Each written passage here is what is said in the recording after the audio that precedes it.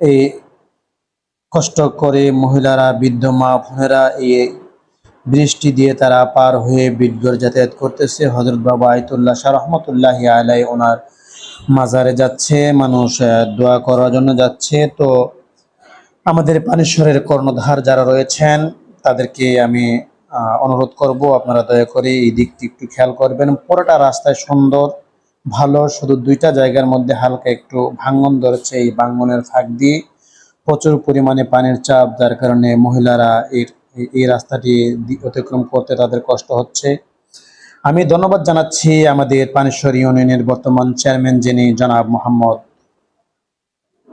মুস্তাফিজুর রহমান ভাই সাহেবকে। ওনার তত্ত্বাবধানে উনি নির্বাচিত হওয়ার পরে বলিবাড়ি টু বিটগড় একটি রাস্তার কাজ সম্পন্ন করেছেন। বেরতলা টু বিটগড় রাস্তার কাজটিও মোটামুটি কমপ্লিট হয়েছে। এখন